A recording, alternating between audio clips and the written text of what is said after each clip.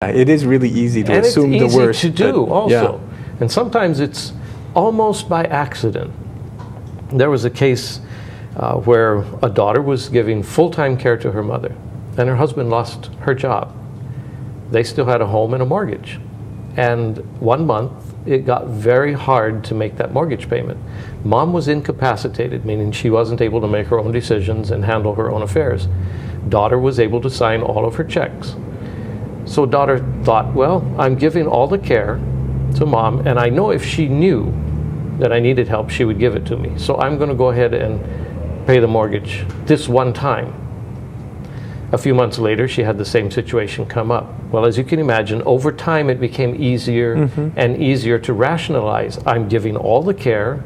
I gave up my job. This is a small price to help me out. That's stealing, though. Inside of a family, that's not fair, because that money needs to be spent on providing the best level of care for mom.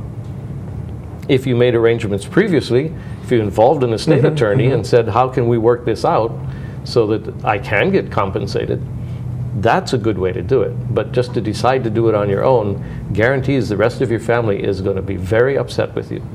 Yeah, I would imagine. Now, does your organization charge for that kind of service? We have, the bill paying service is a flat $100 a month fee. There's a setup fee initially because there's a lot of legal work involved in getting the accounts set up and properly arranged. But then it's $100 a month. And sometimes it gets more complicated than that, and there will be additional charges, but they're never sprung on anybody. We analyze the situation, and I would say 98% of people we work with can take the $100 plan, and it's fine for them. And it relieves people. The lights are going to stay on, the bills are going to be paid, the taxes are going to be filed, all of the details that the tax planner needs are going to be given to the tax planner, and it takes a lot of burden off of the family, off of the person needing care. So it's a very good service, and for $100, it's a steal. Absolutely. Actually. Yeah, it sure is. Now, are there other kinds of things that you provide assistance to families with? For example, just figuring out, what do we need to do to make the house more livable for grandma, or whatever it is? We have different workshops, but we also have people that will go into a home and help them analyze what needs to be changed to let someone stay at home. And that can be fairly expensive. But if you compare doing that to moving into a facility at several $1,000s a month, sometimes as much as $9,000, $10,000, suddenly the renovation of a house can start making a lot of sense.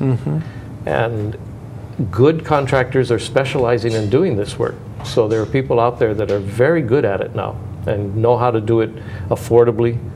They understand not everybody has millions of dollars to spend. Most of us have a limited income and limited resources and have to manage those very efficiently.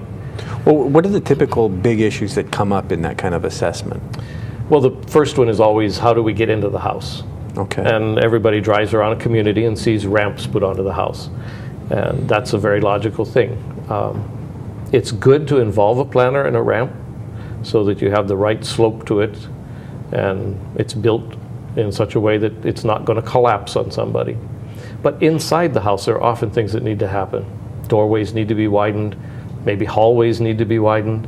One of the first things that a person should do is change the light switches in the bathroom and the hallway, at least, to motion sensors. So when Dad gets up to use the bathroom in the night, he doesn't have to fumble for a light switch.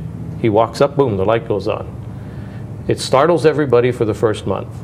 After that, they don't even think about it, and they really appreciate it. Yeah. And that's an easy thing to do. A person who is able to change their own light switches can do it themselves.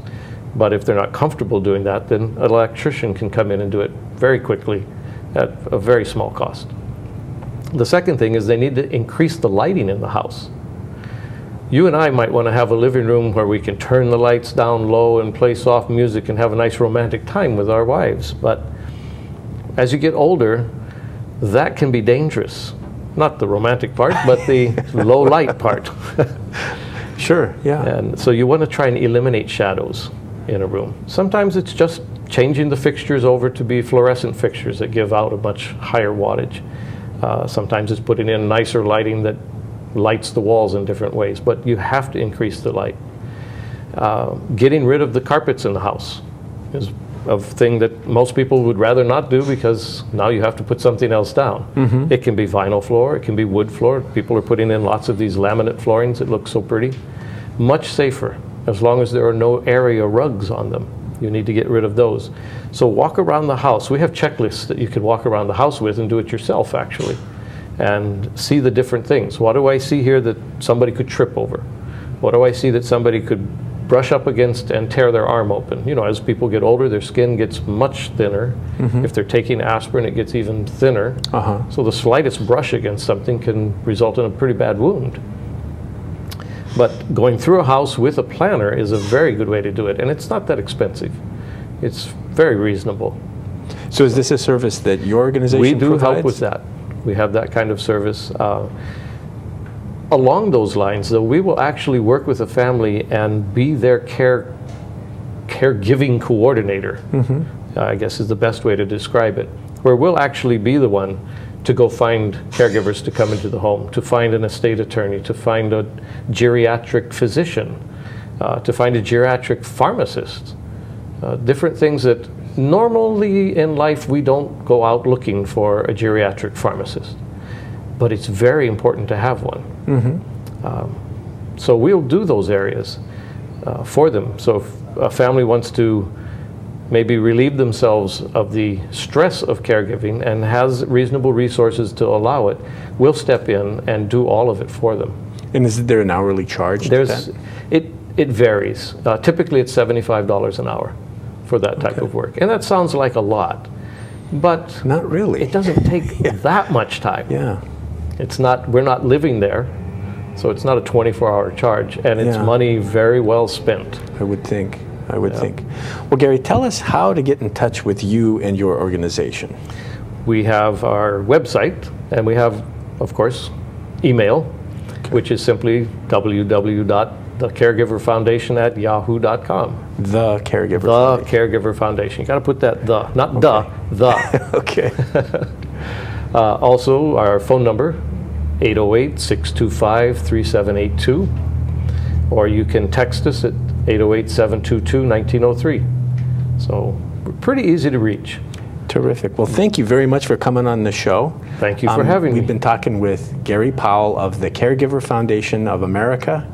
And until next time, ahui ho.